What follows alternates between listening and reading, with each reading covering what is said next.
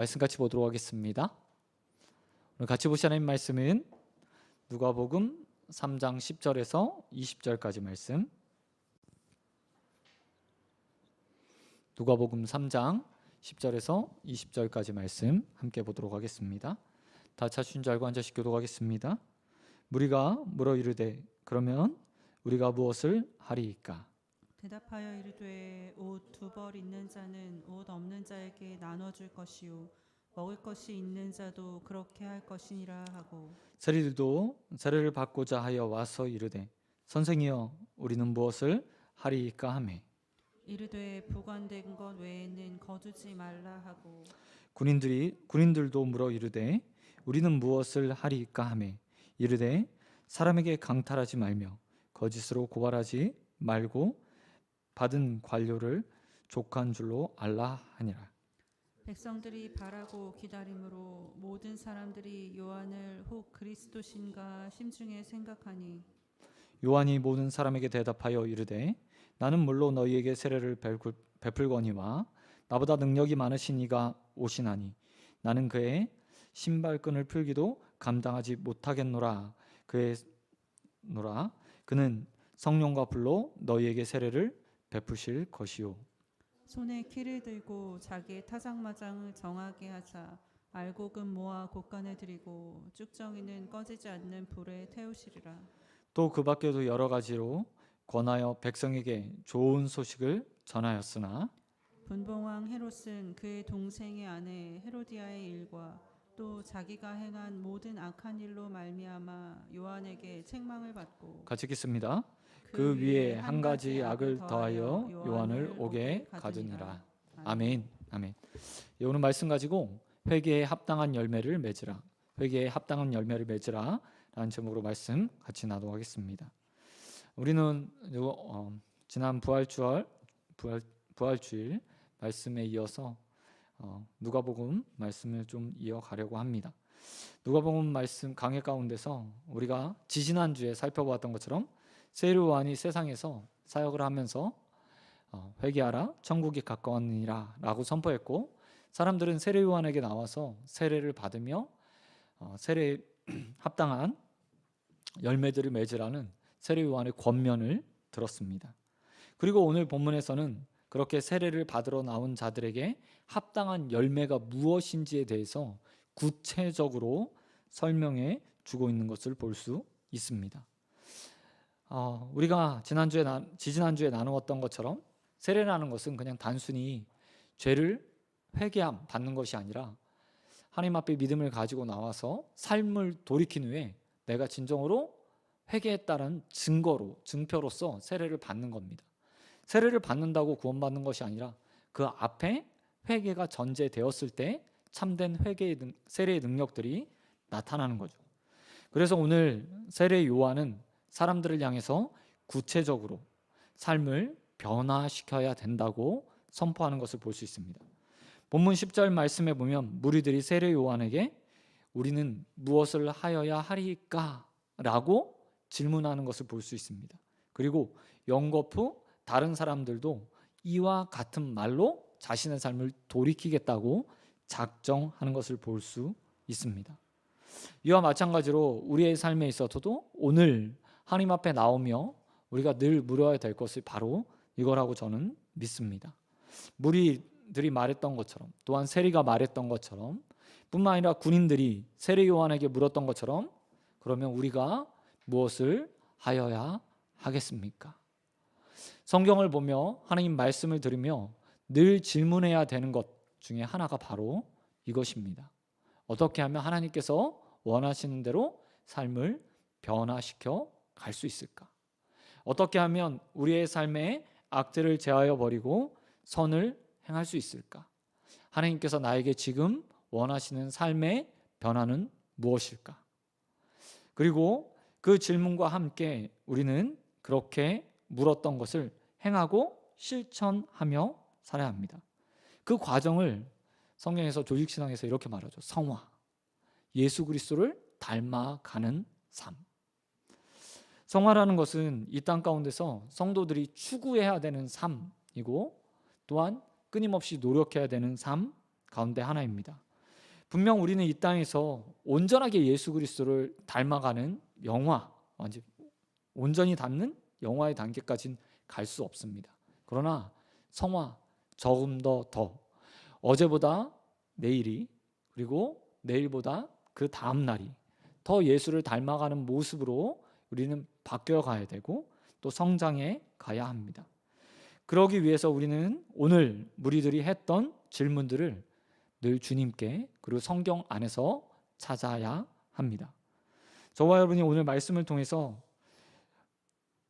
세례 요한에게 나와 우리가 무엇을 하여야 하겠습니까? 라고 물었던 것처럼 말씀 가운데 그 질문들을 하고 답을 찾는 시간이 되어지길 우리 주님 예수 그리스도의 이름으로 축원드립니다. 11절에 그리고 이제 본문 먼저 보면 11절에서 요한을 찾아왔던 무리들을 향해서 요한이 무엇을 해야 됩니까? 라고 말하자 보편적인 사람들에게 11절에서 이렇게 대답하는 것을 볼 수 있습니다. 이건 모든 사람이 다 행해야 되는 거예요. 11절에 이렇게 기록합니다. 옷 두 벌이 있는 자는 없는 자에게 나눠주고 먹을 것이 있는 자도 그렇게 하라. 이 말은 이렇게 표현할 수 있습니다. 필요 이상의 것을 스스로 취하지 말고 나누는 삶을 살아야 한다. 옷 두 벌이라는 얘기는 겉옷과 속옷을 동시에 가진 상태를 말합니다. 우리는 여러 가지 옷을 입죠. 속옷도 있고 그 위에 받쳐 입는 옷도 있고 그다음에 겉옷 있고 자켓도 걸치기도 하고 추위나 더위에 따라서 그렇게 옷을 여러 개 입습니다. 하지만 예수님 당시에 천은 굉장히 귀했습니다. 그래서 일평생 한 벌의 옷을 가지고 사는 성인들도 굉장히 많았다고 합니다. 그런데 부유한 사람들은요, 이 통짜 옷 한 벌의 옷뿐만 아니라 그 위에 겉옷을 하나 더 걸쳤습니다.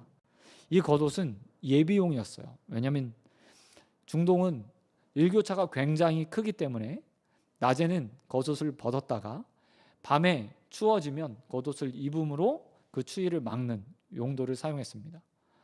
그렇기 때문에 늘 두 벌의 옷을 가졌다, 겉옷과 속옷을 동시에 가졌다라는 말은 이 사람이 그나마 좀 괜찮게 사는 사람들이라고 표현할 수 있습니다. 이런 사람들을 향해서 오늘 세례 요한이 이렇게 말하고 있는 겁니다. 지금 당장 필요하지 않은, 이 낮에 필요하지 않는 그 겉옷을 가지고 속옷마저도 하나의 옷마저도 없는 사람들에게 나눠주는 삶을 살아야 한다라고 이야기하고 있다는 겁니다. 뿐만 아니라 이렇게 말하고 있죠. 먹을 것이 있는 자들은 또한 그것들을 나누고 베풀며 살아야 한다라고 말하고 있습니다. 여러분 혹시 오병이어 사건 기억하고 계십니까? 오병이어에 보면 예수님의 말씀을 듣기 위해서 많은 사람들이 예수님을 따라왔습니다. 남자만 5,000명, 추산하면 남녀 아이들까지 다 합치면 한 3만 명 정도 되는 사람들이 예수님의 말씀을 듣기 위해서 찾아왔어요. 그런데 예수님의 말씀이 너무 길어져서 그들의 점심을 먹을 때가 훌쩍 지나버렸습니다. 그러자 예수님의 제자들이 예수님께 와서 우리에게 이 무리를 보내서 빵을 먹고 요기를 해결하고 오도록 하십시오 라고 말하자 예수님께서 제자들에게 너희가 나누어줘라 라고 말했습니다. 근데 그 이후에 누가 예수님께 도시락을 가져오죠? 한 아이가 자신의 도시락을 가져와서 예수님 앞에 드립니다. 근데 이 사건을 생각해 보면 당시의 사람들이 얼마나 가난했고 또 먹을 것이 없었는가. 예수님을 따랐던 사람들이 예수님께 말씀을 들으러 나오면서도 준비되지 않은 채, 준비할 것이 없어서 준비하지 못한 채 나온 사람들이요 많았다는 반증이기도 해요. 좀 여유 있는 사람들은 말씀을 오래 듣기 위해서 도시락을 준비해 와서 나올 수도 있었어요. 하지만 그걸 꺼내놓기가 쉽지 않은 거예요. 거의 대부분의 사람들은 그것마저도 준비할 형편이 안 됐던 시대, 그게 바로 예수님 당시의 시대였거든요. 오늘 그런 시대에 살았던 세례 요한이 또한 많은 것을 가진 자들에 향해서 이렇게 말하고 있는 거예요. 너희의 가지고 있는 먹을 것, 조금 여유로운 것, 배불리 먹고 남을 만한 것 외에 것이 있다면 그것을 가지고 나누는 인생이 되어라 라고 말하고 있다는 겁니다. 왜 이렇게 말했을까? 그것은 다른 것이 아니라 모든 사람들이 가지고 있는 습성 때문입니다. 여러분, 사람이 태어날 때 손을 꽉 쥐고 태어나잖아요. 인간의 죄성을 가장 잘 드러내는 표본. 사람은 태어났을 때부터 죽을 때까지 자신의 손에 무엇인가 쥐기를 원하는 마음으로 태어나요. 우리의 욕심이 그렇잖아요. 더 좋은 것, 더 편한 것, 더 화려한 것, 다른 사람이 부러워할 만한 것들을 추구하면서 살아갑니다. 어떻게 하면 이 두 손에 더 많은 것들을 쥘 수 있을까? 때로는 이 두 손 안에 다 쥘 수도 없으면서도 그것도 감당할 수 없을 만한 것들을 추구하면서 사는 것이 바로 사람의 모습이에요. 예수님의 시대도 마찬가지였고 세례 요한의 시대도 마찬가지였습니다. 그래서 세례 요한은 당시에 가장 보편적인 말씀을 가지고 무리들에게 가르치고 있어요. 필요 이상의 것들을 취하려고 하지 말고, 욕심내지 말고, 이 땅 가운데서 하나님께서 주신 것을 가지고 나누며 베푸는 인생이 되어라 라고 말씀했습니다. 저와 여러분도 그와 같은 삶을 살기를 주님의 이름으로 축원드립니다. 곳간에서 인심난다는 말이 있지만 정말이요, 나누고 베푸는 사람들의 모습들을 보면 여유 있어서 많이 가지고 있어서가 아닌 걸 우리는 주위에서 발견하게 돼요. 우리 그리스도인들도 마찬가지입니다. 이 땅 가운데서 하나님 말씀을 가지고 또한 그 말씀이 나누고 베풀라고 하셨으니 우리의 삶에 작은 것들, 여유 있는 것들을 나누며 베풀며 살아가는 저와 여러분 되길 우리 주님 예수 그리스도의 이름으로 축원드립니다. 그런가 하면 두 번째 세례 요한에게 나왔던 부류의 사람들이 있습니다. 그들은 12절 말씀에 보니까 어떤 사람이죠? 바로 세리라는 사람이었습니다.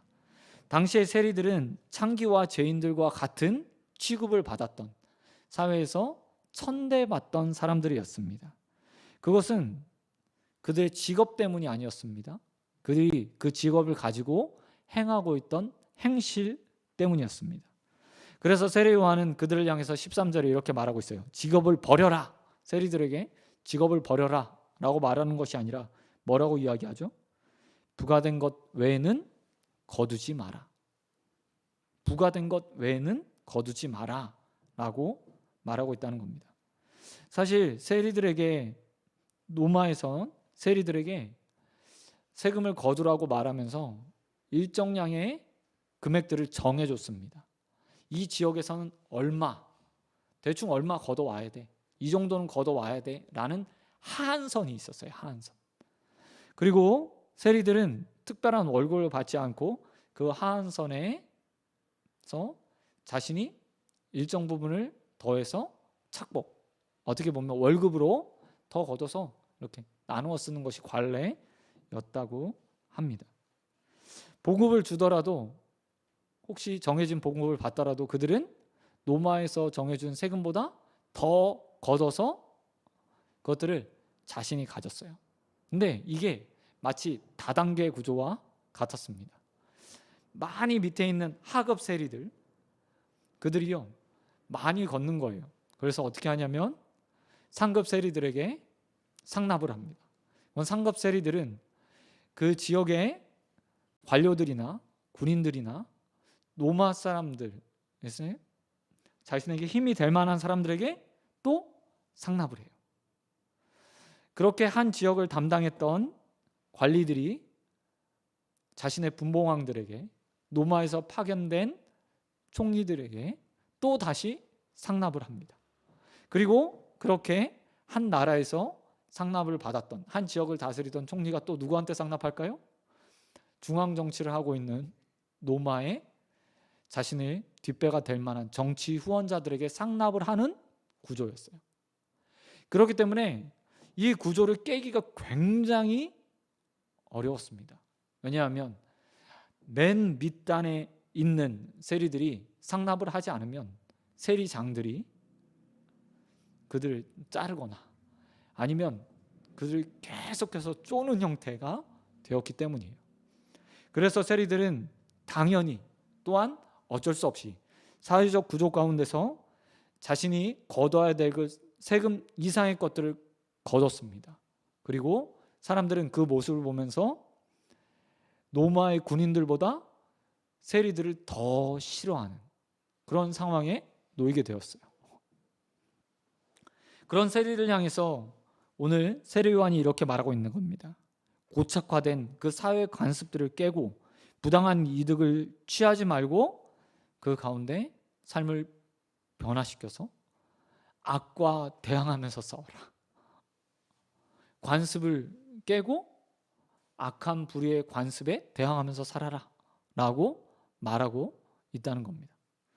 뿐만 아니라 14절 말씀해 보니까 이와 비슷한 또 다른 부류가 나와요. 그들은 누구이죠? 바로 군인들입니다. 이 군인들은 로마의 군인들이 아닙니다. 세리와 함께 세금을 징수하던 유대인들, 군인들 아니면 성정 경찰들과 같은 자들이었던 것으로 추정이 됩니다. 특별히 세리들과 함께 나온 것을 보면 아마 세리들과 함께 세금을 거두러 다닐 때 세리들을 도와주고 뒤에 서서 세금을 안 내는 사람들을 압박했던 자들로 보여집니다. 이들이 했던 일은 무엇이었죠? 강포를 가지고 강한 힘을 가지고 강탈해 내는 것, 세금을 못 내는 자들에 가고요 강제로 추징하는 일들을 했던 거예요. 그리고 또한 무엇을 했다고 이야기합니까? 거짓 고발. 그곳에 갔더니 세금을 징수하러 세리와 같이 가서 그 사람의 집에 딱 들어가 보니까 훔칠 게 많은 거예요.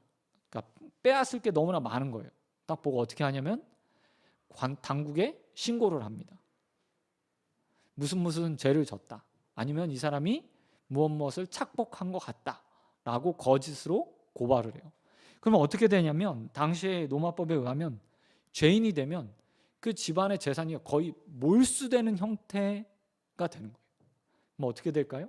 군인들이 그 가운데서 일부를 자기가 착복하는 형태들로 그렇게 나타났다고 합니다.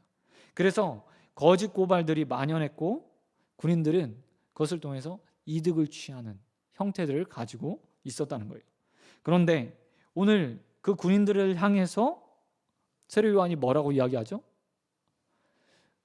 야, 너희가 받는 급료 그것으로 족한 삶을 살아. 다른 말로 이야기하면 정직한 벌이를 하는 삶을 살아야 된다라고 말하고 있다는 거죠. 본문에 등장하고 있는 세례 요한의 가르침은 또한 우리에게 우리의 삶에도 구체적인 삶의 변화들이 있어야 된다는 사실들을 보여주고 있어요. 뭐 이렇게 살아 저렇게 살아 라기보다 세례 요한이 어떻게 이야기하고 있죠? 각자 한 사람들에게 이렇게 변해야 돼 저렇게 변해야 돼 라고 구체적으로 삶의 변화들의 형태들을 나타내야 된다고 오늘 가르쳐주고 있다는 거예요. 그리고 이 가르침들은 사람마다 그리고 직업마다 자신이 행하고 있는 일들마다 다 다르게 나타날 수 있다는 사실들을 우리에게 보여주고 있습니다. 그것들 찾는 일들은 목사가 하는 일이 아니에요. 누가 하는 일이죠? 바로 여러분이 하는 거예요. 누구에게요? 하나님 앞에 나와서 처음 무리들이 했던 것처럼 주님, 내가 무엇을 내 삶 가운데서 변화시켜야 하겠습니까? 내가 무엇을 하여야 영생을 얻을 수 있겠습니까? 내가 무엇을 하여야 하나님 앞에 내 죄가 사함 받겠습니까? 라고 묻고 하나님 앞에 들어야 되는 거죠. 마치 가톨릭에서 고해성사를 하면서 그걸로 끝 이게 아니라 오늘 세례 요한이 이렇게 말하고 있어요. 내가 죄인인 걸 알았어. 그렇다면 반드시 그 삶의 것들을 버리고 변화시키고 바르게 사는 삶의 모습들이 필요해 라고 우리에게 가르쳐주고 있다는 겁니다. 여러분, 우리가 잘 알고 있듯이 우리 개혁교회, 개신교회의 슬로건 중에 하나가 우리는 매일 개혁되어야 한다 매일 바꿔야 한다. 이게 우리 개혁교회의 슬로건이에요. 매일 변화되는 거예요. 어제 드렸던 관습, 전통, 그것마저도 성경의 가르침에서 벗어난다면 우리는 성경의 말씀을 따라 바로 그것들을 개혁해 나가야 돼요. 바꾸어 가야 돼요. 그와 마찬가지로 성도의 삶도 마찬가지죠. 교회뿐만 아니라 성도들도 하나님 말씀을 보면서 이건 나의 삶과 정반대되었네. 여태까지 나는 이것이 옳다고 생각했고 이것이 관습이기 때문에 따랐는데 하나님께서 오늘 나에게 이 말씀을 보여주면서 대항하라고 하네. 그 관습들을 버리라고 하네. 정직하게 살라고 하네. 라고 말한다면 그날부터 우리는 그것들을 바꾸어가고 변화시켜 가야 된다는 겁니다.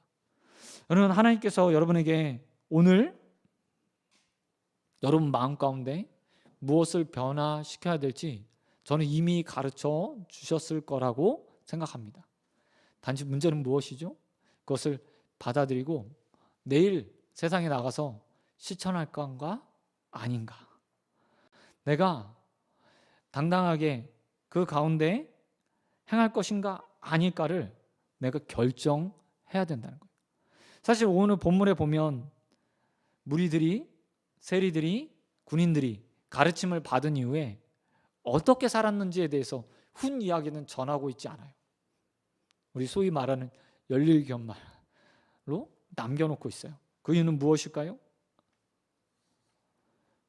회개받은 자들이, 또 세례를 받은 자들이 참으로 변화되는 것은 삶의 현장에서 각자가 해야 될 문제, 그리고 각자가 실천해야 될 문제이기 때문이에요. 오늘 우리는 말씀을 통해서 우리가 무엇을 해야 될지 묻고 또 들어야 된다고 들었습니다. 그리고 하나님께서는 그렇게 묻는 우리에게 오늘 무엇을 변화시켜야 될지 분명히 알려주실 거예요. 그리고 우리는 세상에 나가 내일 또 그 말씀에 따라 살지 안 살지를 결정해야 합니다.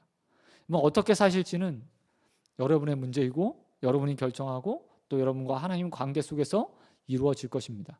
그러나 반드시 하나님께서 원하시는 방향으로 여러분의 삶을 변화시키게 되길 주님의 이름으로 축원드립니다. 그런가 하면 두 번째로 오늘 본문은 세례 요한에 대한 삶에 대해서 이야기해 주고 있습니다. 요한은 예수님에 대해 증거하는 삶을 이끌어간 힘이 어디에서 나오는지에 대해서 오늘 본문은 또한 이야기해 줍니다. 세례 요한은 자기를 향해서 저가 그리스도가 아닌가라고 질문하는 자를 향해서 스스로 이렇게 말해요. 16절에 보니까 나는 그리스도가 아니고 나는 그의 신발끈 풀기도 감당하지 못할 만한 자다. 나는 아주 작은 자에 그리스도에 비하면 아주 작은 자에 지나지 않는다라고 말하고 있습니다. 여기 신발끈을 풀다라는 표현이요, 감당할 수 없다라고 표현했는데 이것은요 다른 말이 아니라 노예 중에서도 최하급 노예들이 하는 일을 표현하고 있어요. 그리고 요한은 자신이 그런 하급 노예보다 못한 자, 예수 그리스도가 메시아는 왕과 같다면 자신은 신하도 아니고 또 일반 평민도 아니고 노예도 아니고 그 노예 중에서도 가장 천한 일을 하는 노예의 차이만큼이 난다고 스스로를 고백하고 있다는 거예요. 사실 세례 요한은 지금 완전한 스타입니다. 예수님보다 먼저 사역을 했고 광야에서 많은 사람들이 세례 요한의 메시지와 그의 행위들을 보면서 세례 요한에 나와서 세례를 받고 있는 처지였어요. 근데 스스로 그는 뭐라고 얘기하고 있어요? 자신은 아주 하찮은 노예에 지나지 않는 자라고 표현하며 자신을 낮추고 있다는 겁니다. 그리고 예수 그리스도와 자신의 차이를 그냥 단순히 신분의 차이뿐만 아니라 사역에서도 큰 차이가 나타난다고 이야기하고 있어요. 세례 요한은 무엇으로 세례를 주었습니까? 바로 물로 세례를 줬죠. 그런데 예수님은, 그리스도는 뭘로 세례를 준다고 이야기하고 있어요? 성령과 불로 세례를 준다라고 표현하고 있습니다. 여기서 성령과 불로 세례를 준다는 말은 말 그대로 성령 세례를 의미하고요. 또 불로 세례를 준다는 말은 무엇이냐면 심판주로 예수 그리스도께서 쓰시게 될 것이다 라는 것을 보여주고 있어요. 다른 말로 이야기하면 메시아의 사역은 구원의 사역과 함께 심판도 동시에 하시는 사역이라고 표현하고 있는 거죠. 불세례에 대해서 해석이 여러 가지가 있습니다. 이 불세례가 정화시키다, 깨끗해 한다 라는 표현으로도 성경에서 다르게 쓰이기도 해요. 하지만 본문에서는 17절 말씀에 보면 무엇이 있죠? 타작마당에서 키를 까부르는, 키를 흔들어서 알곡과 쭉정이를 분리하는 예수님의 모습, 심판자의 모습이 그대로 드러나요. 그리고 그거에 빗대어서 불세례는 불로 심판하시는 예수 그리스도를 나타낸다고 많은 학자들이 이야기를 합니다. 그런 면에서 볼 때 세례 요한의 세대는 회개한 후에 너 세례, 너 회개 참이야. 주님께서 그 증표로 물세례를 베푸시는 것, 이런 표현의 의미가 있다면 예수님은 진정으로 그냥 예수 그리스도 자체로 구원을 해주시고 때로는 어떤 사람에겐 믿지 않는 자에겐 심판의 주가 되신다는 사실을 분명하게 보여주신다고 이야기하고 있는 거죠. 여러분, 예수님은 우리의 삶 가운데서 이와 같이 세례 요한과 같이 그냥 단순히 회개했으니까 회개의 증표로 물세례 주는 그런 수준이 아니라 우리의 삶을 좌지우지할 수 있는 분임을 분명하게 보여주고 있습니다. 예수님에게 어떤 사람들에게 예수님은 구원자가 될 수 있어요. 성령 세례를 베푸시고 구원으로 이끄시고, 또한 우리가 성령이 우리 안에 내주하여서 구원받기까지 주님의 동행과 함께 또 보호하심과 함께 구원으로 이끌어 주시는 반면에, 믿지 않는 자들에겐 성경에서 말하는 영원한 지옥, 길을 까부르듯 알곡과 쭉저기를 나누어서 불살라 버리는 그런 심판주로 우리에게 다가오셔서 우리의 삶을 불태울 수도 있다는 거예요. 우리는 그 예수님을 믿고 있고 또한 따르고 있습니다. 그게 얼마나 감사한 일인지 모르겠어요. 왜냐하면 우리가 성령 세례를 받음으로써 우리의 삶의 구원이요 이미 확증되었기 때문이에요. 로마서 8장 26절에 보면 성령의 사역을 다음과 같이 증거하고 있습니다. 성령은 우리의 연약함을 도우시나니 우리가 마땅히 빌 바를 알지 못하나 오직 성령이 말할 수 없는 탄식으로 우리를 위하여 친히 간구하신다. 사실 우리의 삶만 보면 우리는 구원받았는지 구원받지 못했는지 확신할 수 없어요. 사실 매일 개혁시켜야 되는 게 믿는 자라고 얘기했잖아요. 근데 매일 개혁하고 있습니까? 우리가 매일 예수님을 따르고 있나요? 우리가 죄를 벗어나서 정말 우리의 삶이 매일매일 오늘보다 내일이 더 예수 닮은 모습으로 설 수 있을까요? 아니요. 결코 그렇지 않아요. 하지만 그걸로 우리가 용서함 받고 우리가 회개해서 변화돼서 물세를 받아서 구원받는 게 아니라 예수님께서 허락하신 성령 세례를 통해서 성령과 함께 동행하며 성령이 우리를 위해서 끊임없이 말씀을 적용시켜주고 우리 안에 내가 기도하지 못하는 순간에도 나를 위해서 기도해 주심으로, 탄식 가운데 기도해 주심으로 우리를 구원으로 이끌어 가고 계신 거죠. 그리고 우리는 그 은혜를 누리고 있습니다. 그 성령을 허락하신 우리 예수 그리스도, 우리 메시아에게 늘 감사하는 인생으로 살았으면 좋겠어요. 자력으로 구원받아라 라고 말하면 과연 누가 구원받을 수 있을까요? 불교에 보면 윤회설이 있잖아요. 이 땅에 살아가면서 사람답게 살지 못하면 뭘로 태어납니까? 벌레로 태어나거나 아니면 짐승으로 태어나거나 사람으로 태어나지 못해요. 그죠? 그리고 사람다운 삶을 영거푸 반복해서 살아야 그가 극락왕생하는 서방정토에 불교에서는 들어갈 수 있어요. 얼마나 힘들어요? 이 땅에 살아가면서 많은 사람들을 구제하고 나누고 베풀고 또 바르게 살아야 다음에 또 사람으로 태어나고 그게 연속해서 반복돼야 천국에 들어갈 수 있는 거예요. 소위 말하면. 과연 누가 매번 사람으로 태어난다고 장담할 수 있을까요? 예수님 정도 돼야, 아니면 부처 정도 돼야, 아니면 성인이라고 말하는 소크라테스나 간디 정도 돼야 가능하지 않을까요? 근데 우리의 구원을 보십시오. 예수 그리스도를 통해서 우리가 성령 세례를 받고, 그죠? 예수님이 나의 구주이십니다 라고 고백하는 순간 우리 성령 세례를 받고 성령이 우리 안에 내주하여서 우리를 구원으로 이끌어 가고 계세요. 그걸 견인이라고 얘기하죠. 조직상에서 견인이라고 얘기해요. 말 그대로 견인차가 와서 고장난 차를 끌고 가는 것과 같이 우리를 성령 하나님께서 딱 잡으셔서 구원까지, 천국까지, 예수 그리스도 앞으로, 하나님 앞으로 이끌어 가신다고 이야기하고 있는 거죠. 멸망의 불로 우리를 심판주로 심판하시는 것이 아니라 성령 세례를 받아 구원으로 이끄신 그 하나님의 은혜, 또 예수 그리스도의 은혜를 잊지 않고 살아가는 저와 여러분 되길 소원합니다. 늘 여러분 감사로 사십시오. 삶에 이것 되지 않고 저것 되지 않고 또 이루어지지 않는 것이 있고 계획한 대로 진행되지 않는 그 순간에도 우리 구원을 생각하면서 우리가 불의 심판이 아니라 성령 세례를 통해서 구원 천국으로 하나님 나라로 이끌림 받고 있다는 것을 믿고 감사하는 삶을 살게 되길 주님의 이름으로 축원드립니다. 그런가 하면 마지막으로 오늘 본문은 세례 요한의 사역의 모습을 또 다른 모습을 보여주고 있습니다. 그가 겸손하게 예수님을 증거한 반면에 또 한 가지 그가 잊지 않고 하는 것이 있어요. 그것이 무엇이냐면 바로 죽음까지 감당하며 그가 사명을 완수했다는 겁니다.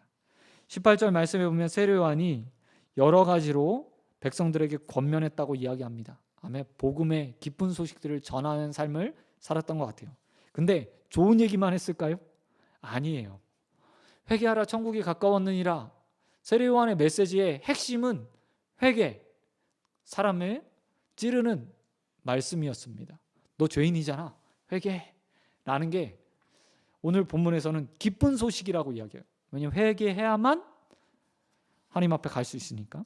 그런데 그 회개의 선포가 어디까지 가고 있습니까? 19절 말씀해 보니까 분봉왕 헤롯, 정확하게 플레임으로 얘기하면 헤롯 안티파스라는 자에게까지 들려졌다고 이야기하고 있습니다.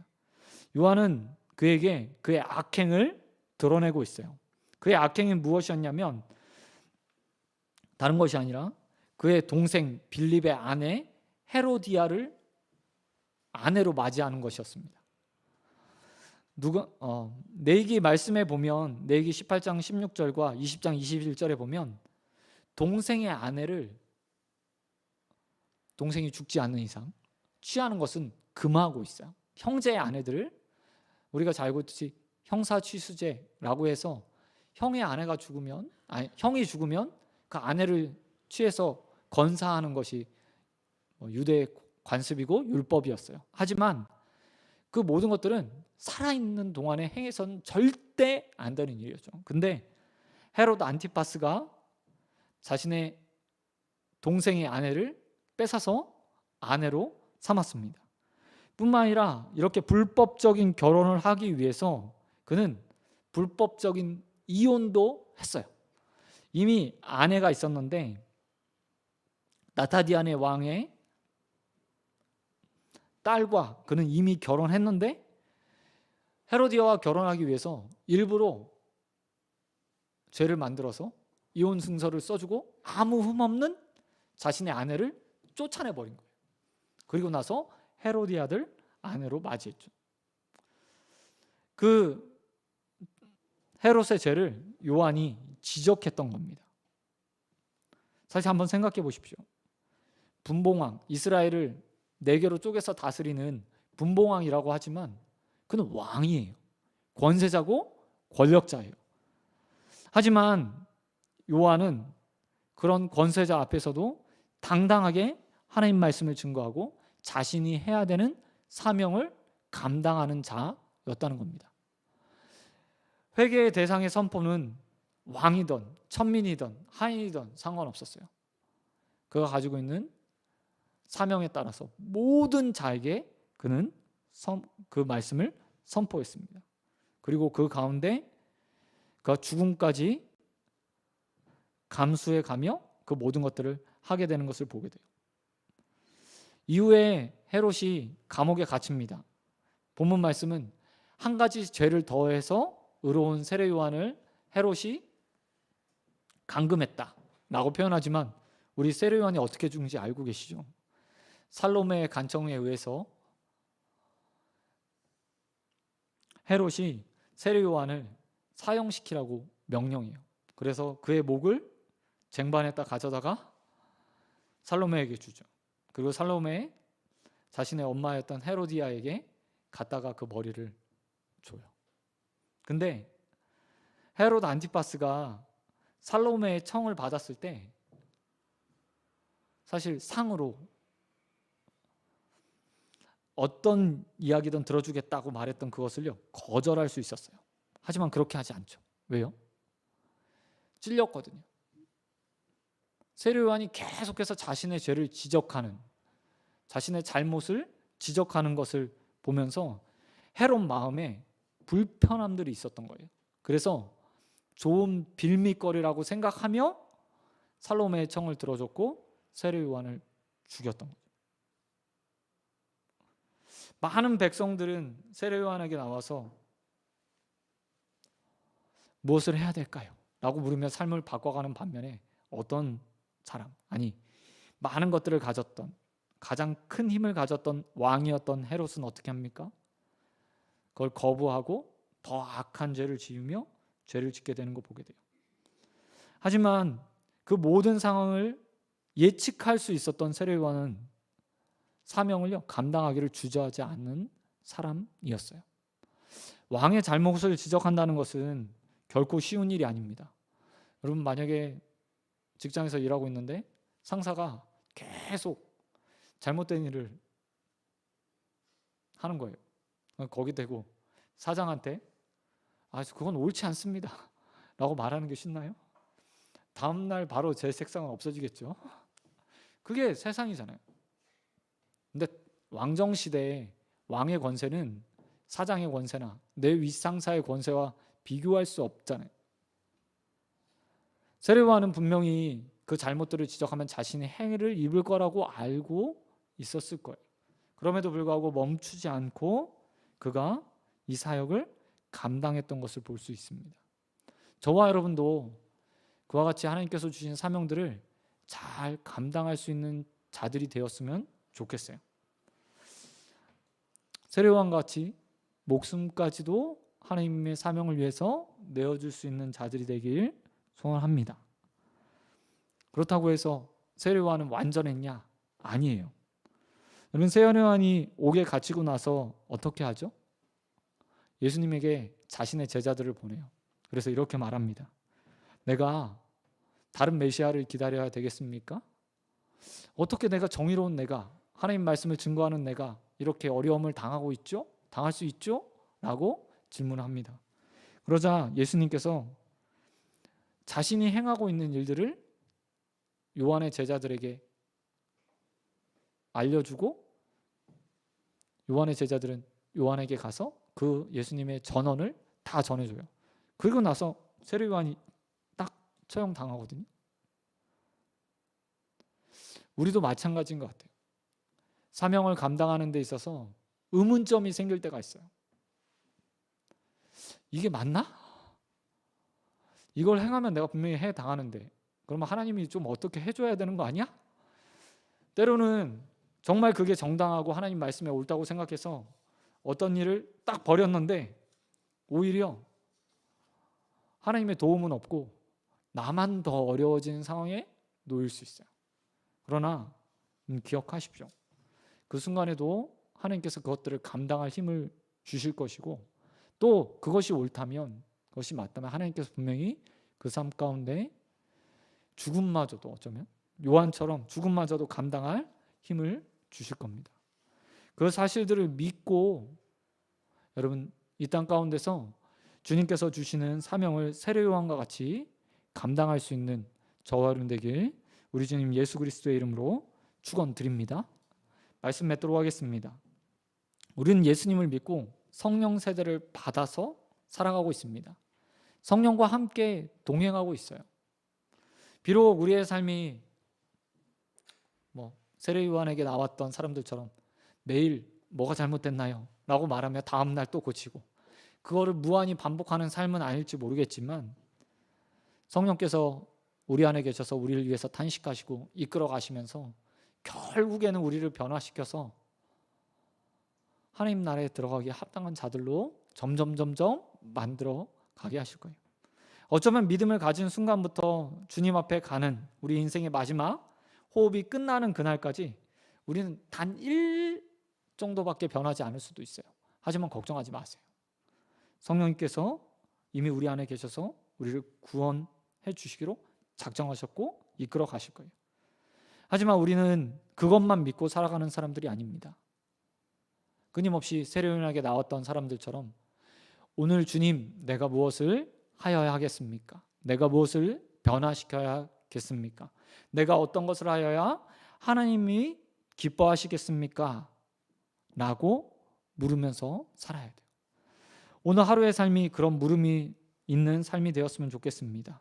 무리들처럼, 세리들처럼, 군인들처럼 하나님께서 기뻐하시는 그 모습을 위해 내가 무엇을 하리까? 라고 주님께 묻고 답을 받고 내일 세상에 나가서 그와 같은 삶을 살아가게 되길 주님의 이름으로 축원드립니다.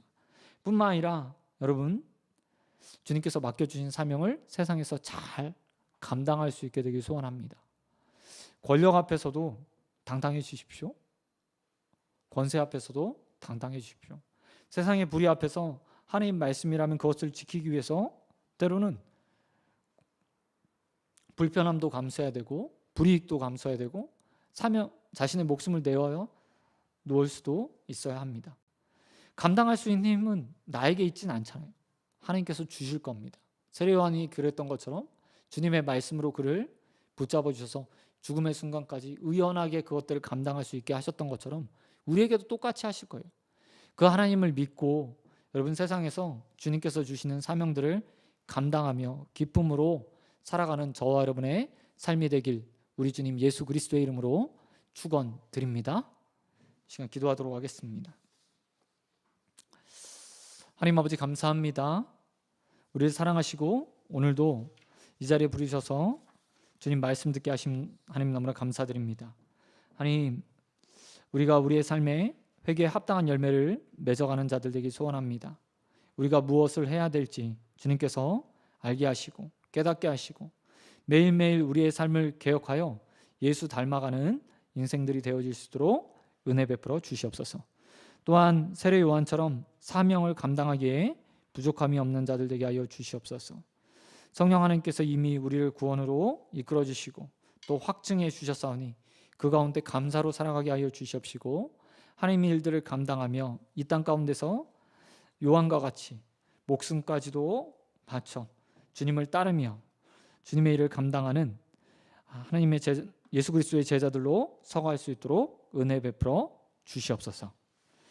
이제는 우리 주 예수 그리스도의 은혜와 한량없는 하나님의 사랑과 성령의 교통하심이 이 땅 가운데서 매일 우리의 삶을 개혁해야 됨을 믿고 주님께 무엇을 하리까 물으며 삶을 변화시켜 나가기 원하는 우리 소원교회 성도들과 또 공예배로 하나님 앞에 나와 예배드리는 모든 자들 위해 영원토록 함께 있을지어다.